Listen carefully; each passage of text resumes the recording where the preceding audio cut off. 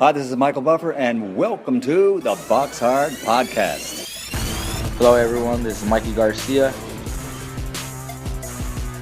This the monster from the swamps, Regis Rougarou Program. Hey, what's up? This is King Carlos Molina, former IBF world champ. This is Michael, the Bounty Hunter, 2012 Olympian and your people's champ. This is Charlie Edwards, flyweight champion of the world. This is Fast Eddie Chambers, and you're listening to the BoxHard Podcast with my main man, Joey Coastman.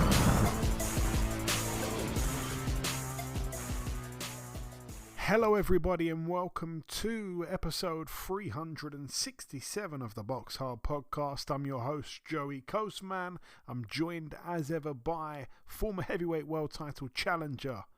He's a co-host. It is of course Mr. Fast Eddie Chambers. Eddie, how you doing this week, my man? I'm good, my man. How about you? Always good when speaking with you, Eddie.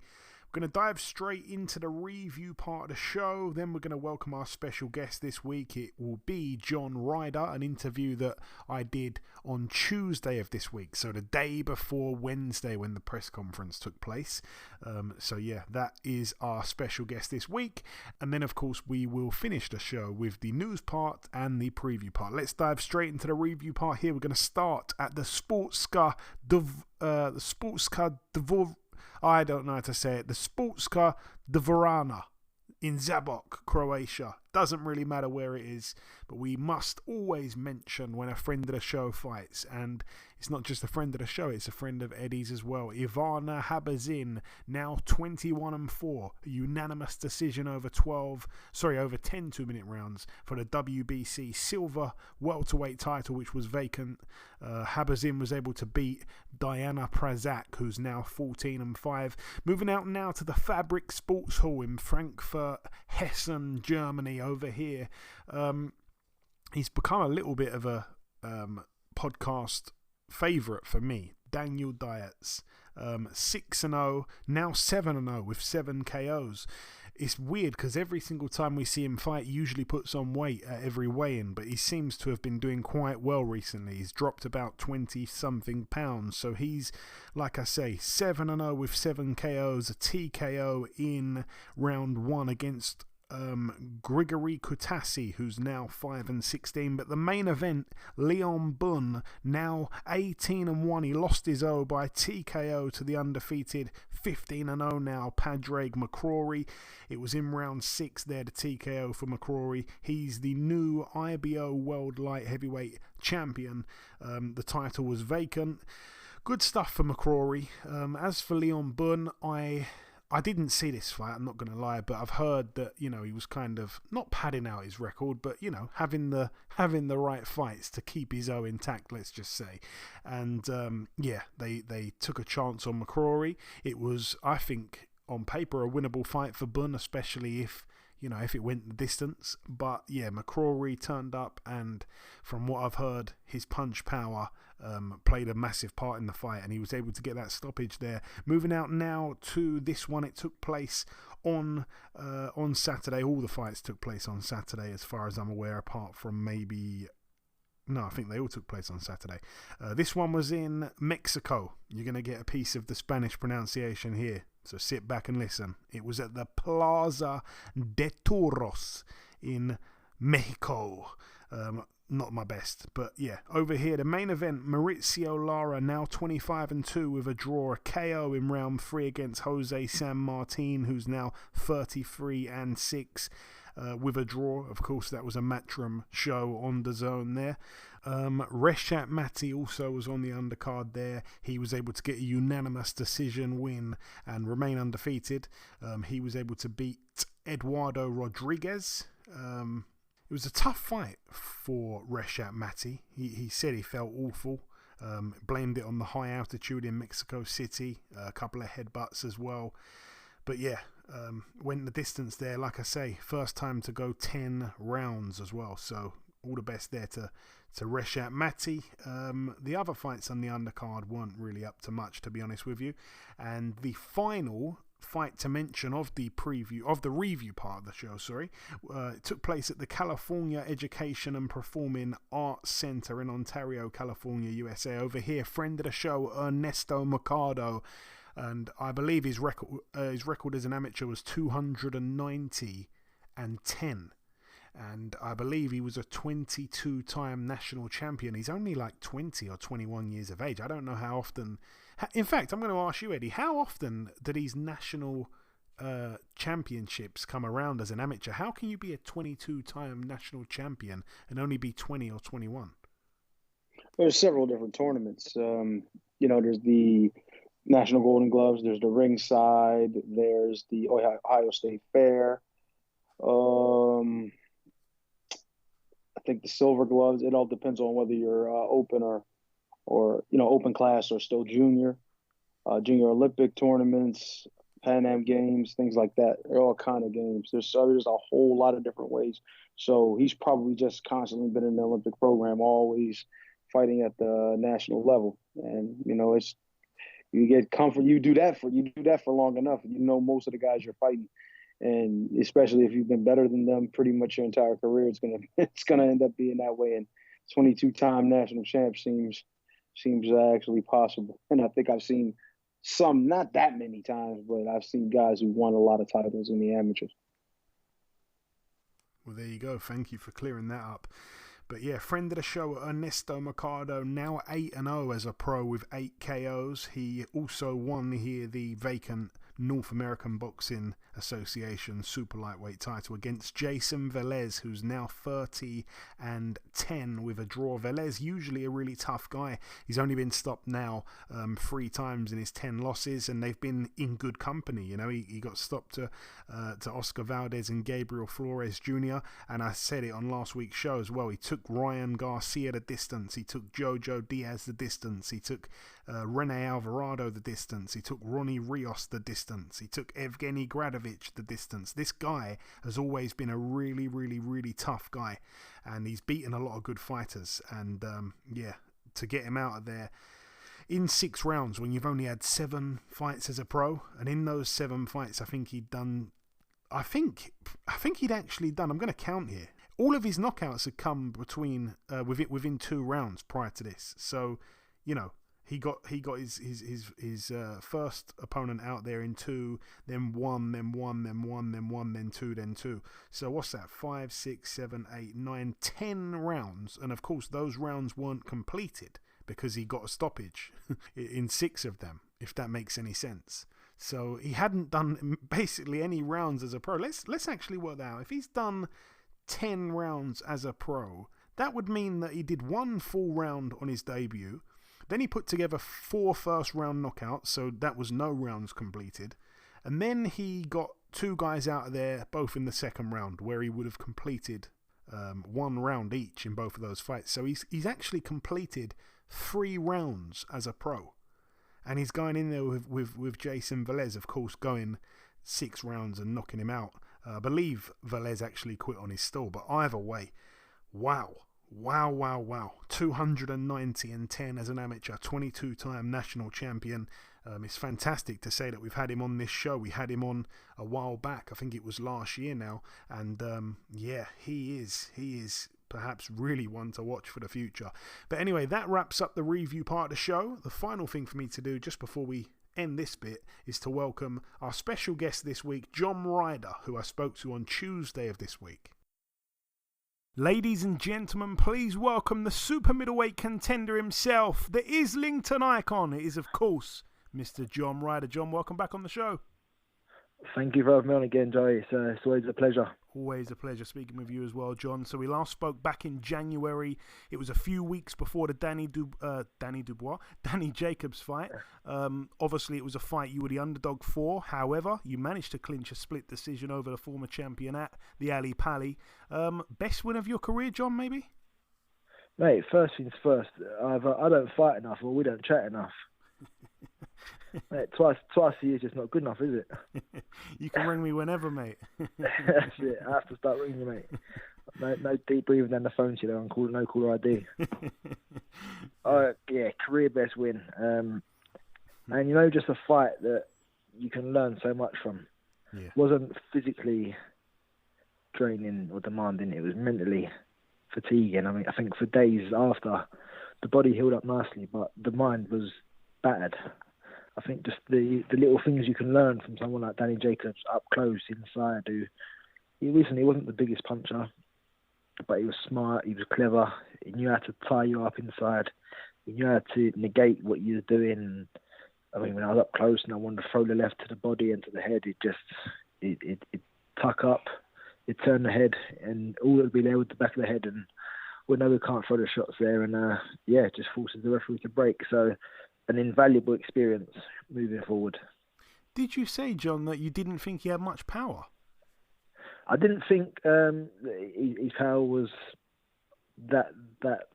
I was surprised by his power. That it wasn't a lot harder, to be fair. I think he's got a good jab, a good sharp jab, but I didn't think there's much.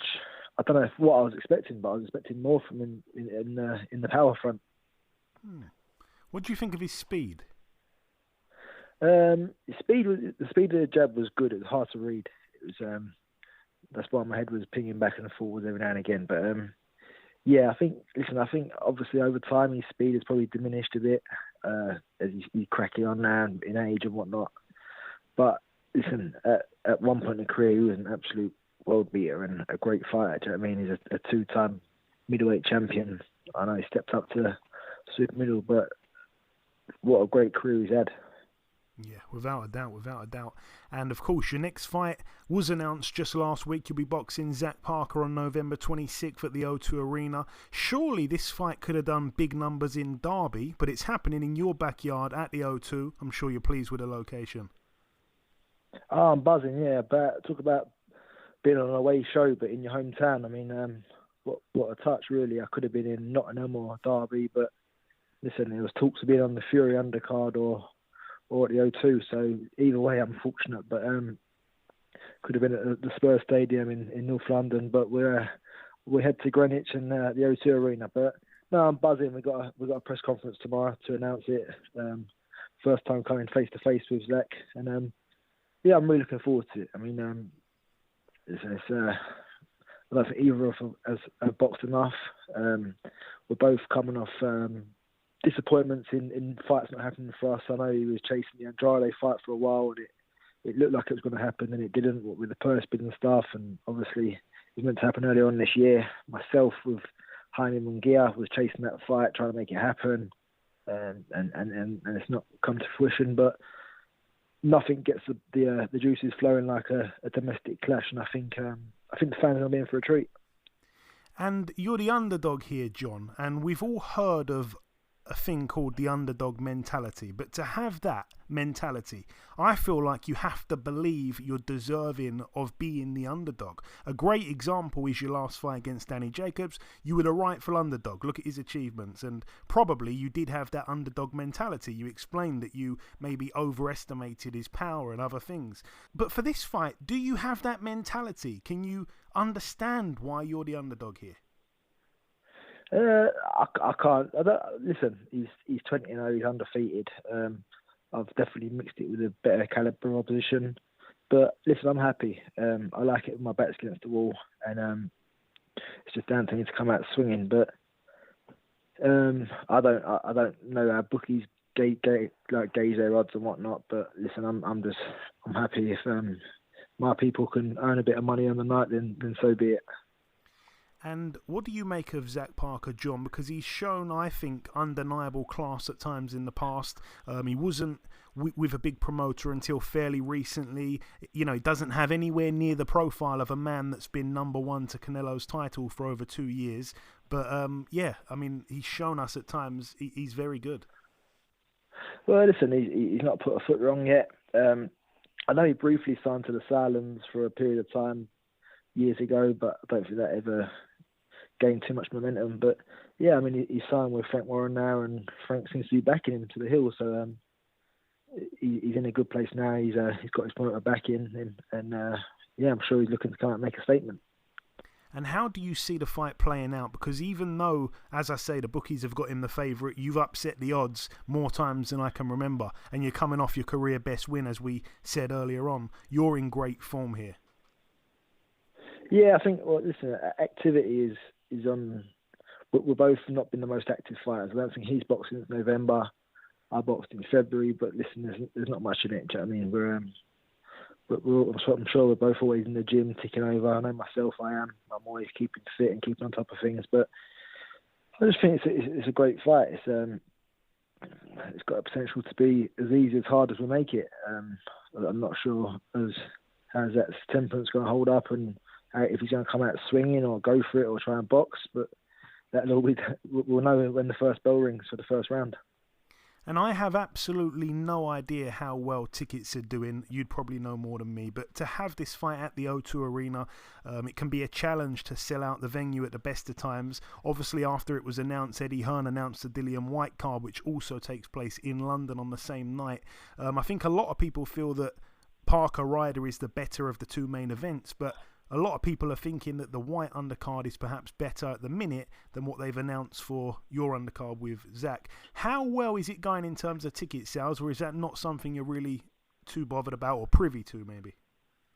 Well, as far as I know, I don't think a ticket has been sold yet. I think the ticket's go on sale at midday tomorrow. So how bad am I? I think I'm pretty sure tickets go on sale tomorrow, which is not giving it a great deal of time to sell. Yeah. But listen, I'm sure they've got provisions in place and they're expecting good sales. I know they got Hamza Shiraz on the show, who's a great ticket seller, and a couple of younger fighters who do well with the tickets. So hopefully we can put on a good show. No, for sure. And one thing that I noticed in my digging, at least, was that Zach Parker, as far as I'm aware, has never boxed a southpaw since turning pro. Is that something you realised as well? I've not actually noticed that yet, no. But I know he obviously likes to switch about himself. So it'll be interesting. I'm sure he's mixed it with southpaws and sparring and whatnot. But I'll have to check that out and see if he has faced any southpaws in the past. Yeah, I don't think he has. And surely, John, the winner of this fight, surely gets a crack at Canelo. Please. Well, you'd like to think so. What would it be in the interim? But listen, we can't. I think our careers have both been stagnant in the past year or so. I mean, I've had one fight. He's not boxing in November, but we can't be waiting around for Canelo if he's out till September time. The winner of this belt needs to just keep busy. There's still going to be other big fights out there. But the biggest fight is happening November 26th between me and him, and then the winner goes on. And the super-middleweight division, I mean, because Canelo's the main man, obviously, with the belts and stuff, if he's not doing anything, not much else is happening in the division. One thing, though, that did happen that was massive the other week, I'm sure you probably did see it, Caleb Plant's knockout against Dirrell. Oh, my goodness. Did you see that? Yeah, I mean, what a shot. So well put together. I think anyone's ever done that to Dirrell before, have they? No. But and I think there's talks of him and Benavidez, so hopefully that can be made, and then we'll see who the number one is in the WBC and who's going to march on then. But listen, these interim belts are handy, especially when you've got a champion like Canelo who's got everything wrapped up and he's out for the foreseeable. So the likes of Benavidez and Plant getting it on for a WBC title is a great thing, and they both put themselves in a position for a great fight with the likes of Canelo. Yeah, no, I cannot wait. I really think that that's a great fight as well, Benavidez Plant, if we do see it. Just finally, John, before I let you go, if you've got any closing words to the listeners, you said it yourself, we don't speak enough. That's your fault, not mine. But what have you got to say to the listeners? No, just thanks for the support of your channel. Tune in November 26th and to give you all a good win again. There we go. Listen, John, it's always a pleasure speaking with you, my man. You know that. Best of luck November 26th at the O2, and we'll speak sometime after. Cheers, Joe. Thank you very much, mate. Okay, now it's time for part 2 on this week's show. This part, of course, the news part of the show. We're going to start here with this one. Boxer have announced a card for Sunday, the 27th of November. So that's Sunday the 27th. So that's the day after the 26th, which is the Saturday, where there's quite a lot of boxing on. We've got John Ryder fighting Zach Parker. We just spoke to John there. And we've also got Dillian Whyte, topping a card as well against Jermaine Franklin of the USA. So yeah, they're going to clash, unfortunately, but there's boxing on the Sunday, so they've sensibly moved it to a Sunday. And yeah, it's a decent card, obviously, but the bad thing about the Sunday is that everyone's got work on the Monday. So we're gonna see what's happening here. I think it's all gonna happen in the afternoon, in the early afternoon, if I'm not mistaken. But anyway, let's go through the card. We've got Lerone Richards, friend of the show, getting in with Zach Chelli. We've got Adam Azim getting in with Ryland Charlton. We've got Sam Gilly, friend of the show, getting in with Sean Robinson. We've got Mikel Lawal getting in with Dion Juma. And we're also going to see friend of the show, Shannon Ryan, back out in action. And also Hassan Azim, that one to go down at the Ali Pali again. That to be Sunday, November 27th. Dillian Whyte, as I just mentioned there, returns to the ring against Jermaine Franklin. It's going to be going down at the OVO Arena, basically the Wembley Arena, November 26th. Yeah, obviously Jermaine Franklin, the undefeated American from Michigan, looking to make a statement. This is his moment, of course, to make a big splash against Dillian Whyte, who's coming off that battering, really, back in April against Tyson Fury. On the undercard, really good heavyweight fight for the vacant British heavyweight title. Fabio Wardley gets in with Nathan Gorman. We've also got Craig Richards, friend of the show, getting in with Ricards Bolotniks, a guy who beat Jose Aberton in Latvia and went on to lose to Josh Buatsi. And Craig Richards, of course, just lost to Josh Buatsi, so he returns in a good fight here. And also we're going to see, I can't remember the lady's first name, Magali Rodriguez defends her WBC silver super lightweight title against Sandy Ryan. That's it, I believe, for the big fights on the card, if I'm not mistaken. I guess there's going to be a few more added to it, but that's a card that's stacking up there. What else do we have? This one as well, it's been announced to go down in Omaha, Nebraska, December 10th. Terence Crawford obviously won't be fighting Errol Spence, but he does get in there with David Avanesian, the Armenian fighter who US fans will know. Obviously, they will know him stateside. He's been out there, beaten Shane Mosley, been out there, lost to Lamont Peterson. Over here in the UK, we know him very well. He was able to derail Josh Kelly's career. They know him over in Spain. He beat the hell out of Kerman Leharaga, and he's in the form of his career, really. He's got that kind of strange loss. He had a few fights back to the Mean Machine, but since then, he has come on leaps and bounds, and it's a shame, obviously, we didn't get to see the super fight between Crawford and Spence. It's a fight that the whole boxing world wanted, and I think people, especially in the US, are quite annoyed with this fight going ahead, and I can understand why. It's because we wanted that Spence fight. We all did really want that unification between the two undoubtedly best fighters in the division at 147, but without that fight going ahead, the other opponents in line, I think, there aren't many. The options at the minute are a little bit scarce. And I will say that I'm happy for David Avanesian to get his crack here. And if Terence Crawford is overlooking Avanesian, he could be in some real trouble, because Avanesian is a tough guy who's going to bring it to Terence Crawford. But obviously Terence Crawford's a huge favourite, and rightly so. But yeah, I think a lot of people, especially in the US, are airing their frustrations and unfortunately taking it out a little bit on Avanesian, which has got nothing to do with Avanesian. People are taking their frustrations out on him, and I think it's just because A, we didn't see the Spence super fight, which hasn't really got anything to do with David, and B, you haven't seen Avanesian fight, because if you have seen him fight, you know that he, has got a lot of guts, got a lot of heart, very strong, very tough, very durable and always seemingly in exciting fights, especially in the last few he's had.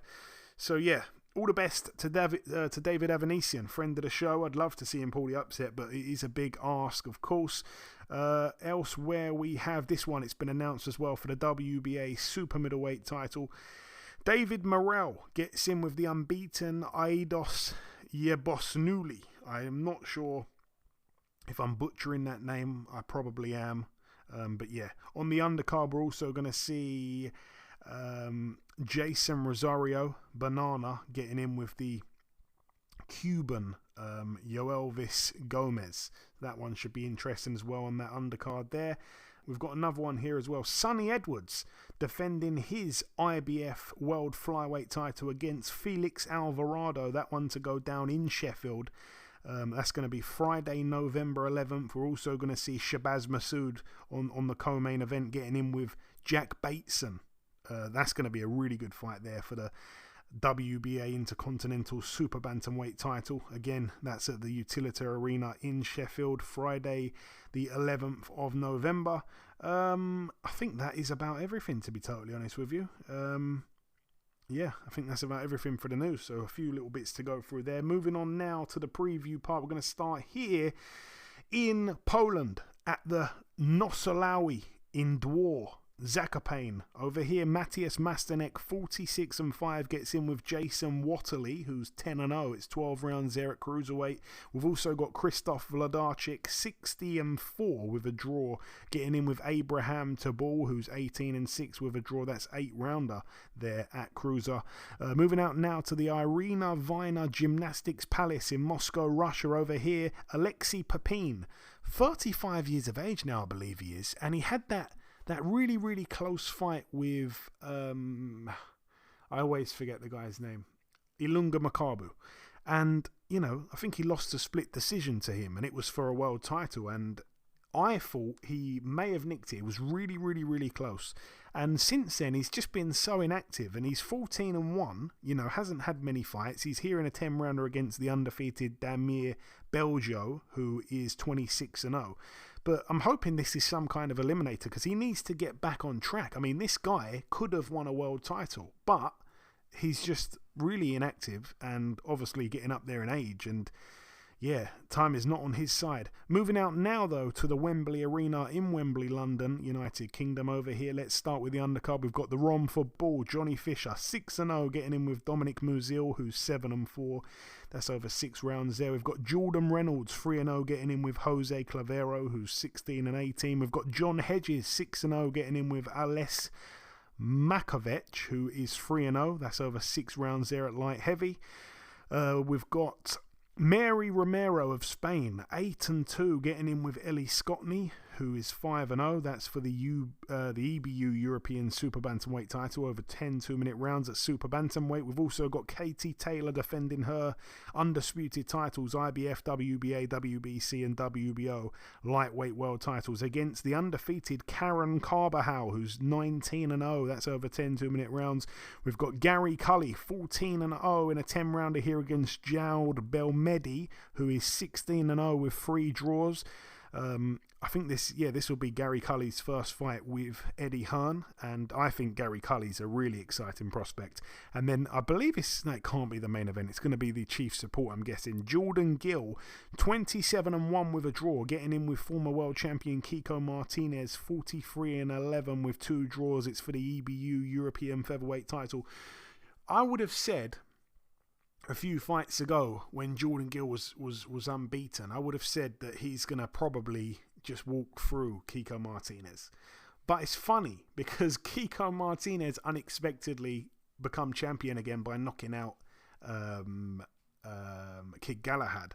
And Jordan Gill, of course, lost Hizzo, didn't he, unexpectedly. And then came back and had that, I think it was that fight against, I believe it was Karim Guerfi, where he was absolutely like there for the taking. He was on the ropes, he couldn't move, he was in massive trouble. The towel could have come in, but he managed to pull the knockout off and turn the fight on its head.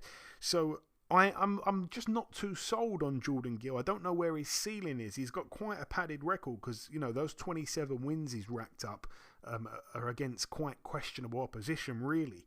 And this is his 30th fight here. And he's got some mileage on the clock and hasn't really got himself... Well, I suppose he's got himself to European level. You can't really knock him for that. But Kiko Martinez... At times he's looked finished, then he can turn something around out of nowhere, and he's definitely got the power. And as for Jordan Gill, I mean, same for him. He has been in massive trouble at times and come to turn the fight around, and he's also been in fights where you think he's going to win easy, and he's really had big trouble. So, yeah, it's going to be interesting, that fight there. I tell you, that's a tough one to pick a winner there. Moving out now stateside to the Gila River Arena in Glendale, Arizona, USA. It's going to be live on US Showtime pay-per-view. We're going to keep this extremely short, but Jake Paul 5-0 gets in with Anderson Silva 3-1 as a pro. It's over 8 rounds there at light heavyweight. Anderson Silva, of course, was able to beat by split decision Julio Cesar Chavez Jr. last year. He's definitely got the experience on his side, that's for sure. But yeah, the bookies can't seem to split the pair as well. Like, as far as what I've seen, it's a real 50-50 fight in terms of the bookmakers. So, yeah, be interesting, that fight there. I'm going to have to say I will be tuning in somehow to see what happens there. Moving out now to the Pechanga Arena in San Diego, California over here. It's going to be live on DAZN. It's a good card, actually. We've got Alexis Rocha, 20-1. That's the guy that knocked out Blair Cobbs. He gets in with Jesus Campos, who's 24-3. That's over 10 rounds there. This one here, Hector Valdez, 15-0, getting in with the undefeated Max Ornelas, who's 15-0 with a draw. That's over 10 rounds at Super Bantam. Somebody's O must go. We've got nothing else really on the undercard to mention, but the main event is a really good fight. Joseph Jojo Diaz, friend of the show, 32-2 with a draw, gets in with William Zepeda, 26-0. Zepeda's a guy that seems to be getting better and better all the time. It's quite scary as well, because I don't think when he turned pro, much was expected of him. I don't think he had a stellar amateur career as far as I'm aware, but he turned over. He's been a pro now for just almost 7 years, and he's just been banging people out, and he's been, getting in there with guys that are supposed to be a challenge and banging them out of there. He did go the distance last time out against Rene Alvarado, but prior to that, I think he'd put together something like, I don't know, like 10 or 12 knockouts in a row, So he was on a hell of a run, and he still is on a hell of a run, still undefeated. Just because he went the distance with Rene Alvarado doesn't mean too much. He's a tough guy. But he gets in with Joseph Jojo Diaz, who again is coming off that loss to Devin Haney almost a year ago now, hasn't boxed since then. Devin Haney, of course, has boxed for the undisputed titles twice. So yeah, a bit of ring rust perhaps for Jojo Diaz. We'll see. I hope that he can do the business. I do like Jojo. And then moving to the Madison Square Garden Theatre in New York. Again, all these shows are going to be clashing. This one's going to be on ESPN Plus. Let's start with the undercard. 2 undefeated guys at super featherweight go at it. Haven Brady Jr., 7-0, gets in with Eric Mondragon, who's 8-0 with a draw. We also have the grandson of the greatest, Nico Ali Walsh, 6-0 in a 6-rounder against Billy Wagner, who's 5-2. We also have Richard Torres Jr., 3-0. Last time he showed us that disgusting knockout, probably my knockout of the year. Last time I saw him fight, 3-0. He's in a 6-rounder here, of course, at heavyweight against Ahmed Hefni, who's 13-2. We also have Rabisi Ramirez, 10-1, getting in with Jose Romero, who's 26-2. That's a 10-rounder there. And then all eyes to the main event. Vasyl Lomachenko, 16-2, gets in with Jermaine Ortiz, undefeated, 16-0 with a draw, over 12 rounds. Eddie, I am obviously from the UK. I hadn't heard many things about Jermaine Ortiz. Obviously, I've heard of like a million different fighters, but I knew who he was, but I hadn't really seen much of him, and he wasn't on my short list of guys to to keep an eye on because they're such a special fighter. However, as the fights got closer and closer, I'm seeing a lot of guys, even trainers, top trainers, guys with big reputations in boxing over in the States, saying that this Ortiz guy is quite a special kid, and apparently Lomachenko could have his work cut out despite being a huge favorite with the bookies. Wow. I mean, honestly, I really don't know much about him either, honestly. He beat Jamel Herring last time out. He retired Jamel Herring back in May this year. Wow. Honestly, I and that's crazy. That's, wow. Yeah. Did I watch that? I'm trying to remember if I seen it. Because I remember him announcing his retirement after the fight. I just can't remember if I seen it or not. But I did hear, I've obviously been hearing good things about him. People talking about he's going to be one of the top guys in the world. And, that's great. But I really haven't. It's hard for me to make a decision on somebody I really haven't seen much of. You know what I mean? Or any of, to be honest. But if he's what they say he is, and like you said, a lot of top trainers, a lot of really respectable fighters and trainers out there talking about how great he can be. I think you got to really take heed. And this is a heck of a fight for Lomachenko to be into. And obviously this the main event. Obviously is a big, it's a Lomachenko card. Yeah, I'm kind of interested in seeing it now, especially since a lot of people think it's a possibility that he actually will lose this fight. So, yeah, would you say, Joe, that they're thinking this is a 50-50 fight? Would you say that? No, basically, he's an American guy, and in my opinion, I'm not that surprised to see a lot of Americans saying that, this is a hard fight. I don't know if they're being a little bit biased there, or maybe they should know more about Ortiz than I do. I'm sure they do know more about Ortiz than I do, but I don't know if they're putting a bit too much confidence in him because he's American or what. But apparently he's pretty good, and Lomachenko could have a hard night here. But I also heard that I think they'd done a few rounds sparring before, and I don't see Lomachenko taking a fight against a guy who's gonna give him fits when it's not for a title on the line. So I'm not sure who to believe, but he's a huge favorite, Lomachenko. I think, if I'm not mistaken, Ortiz is about 11-1 underdog. Yeah. Well, look, if you're thinking about names and resumes and things like that, and what Lomachenko has done, you would obviously have to favor him. But it's just like when he fought Lopez. You would expect him to be able to win, but sometimes it just doesn't happen that way. You know what I mean? It was Lopez was obviously a good, really high level young fighter that we've seen do well in the past, but we didn't know how good he would be on the night, and he actually turned out to be pretty damn good. So, this, I don't know if this kid is in the same neighborhood as Lopez is, but if he can come somehow upset Lomachenko in this situation, if people really do think he has a chance, I think we really need to pay attention to it. I'm not, take people's words for things. You kind of watch the guy, you kind of look what his style is, how he moves, how he fights, the level of competition that he's had up to this point, and you take in consideration what he's going to do, or what you would think he would do against a guy like Lomachenko. Still got to remember though, Lomachenko is Lomachenko. You know what I mean? I haven't seen him drop steps or anything like that necessarily.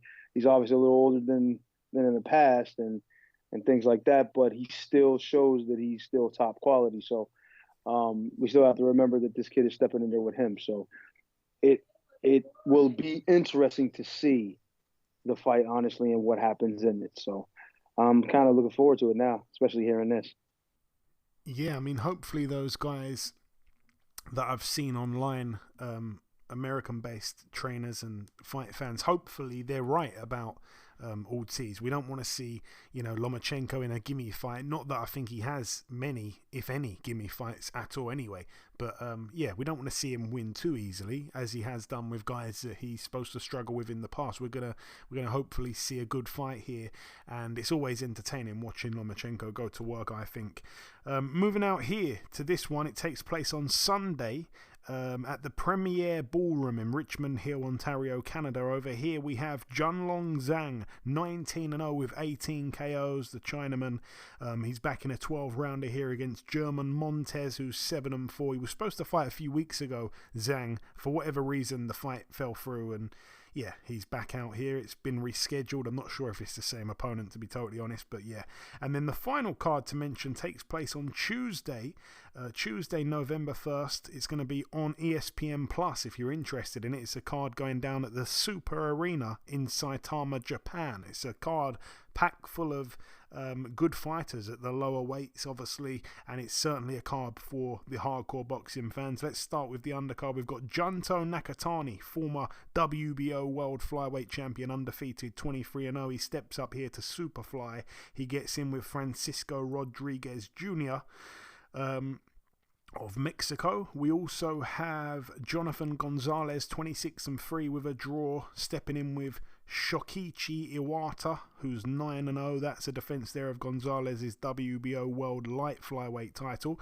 We also have Shuichiro Yoshino, 15-0, getting in there with Masayoshi Nakatani, 20-2. That's for the WBO Asia Pacific Lightweight title. And then the main event, if I'm not mistaken, Kenshiro Teraji, 19-0, stepping in with the undefeated Hiroto Kayaguchi, 16-0, over 12 rounds, of course, at light flyweight, I should say, for the WBA Super and WBC World Light Flyweight titles.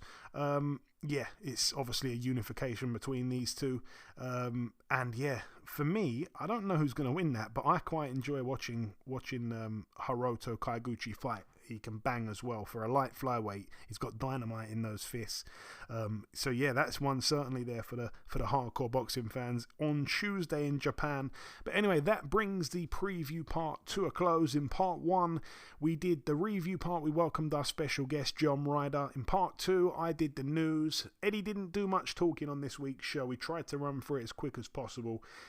And yeah, we just wrapped up the preview part. The final thing for me to do is to come in with the outro, which I'll do in just a few seconds. Okay, and this wraps up episode 367 of the BoxHard Podcast. I've been your host, Joey Coastman. Eddie Chambers has been with me for the duration of the show. A special thank you to our special guest. Always fantastic having him on, the super-middleweight contender, John Ryder, of course. And the biggest thanks of all goes out to you, the listeners. Thank you very much for tuning in once again. Remember, if you do have a spare minute, please leave us a review on iTunes. But that's about everything from myself. Enjoy your weekends, people. Stay safe, and we shall see you all again next week.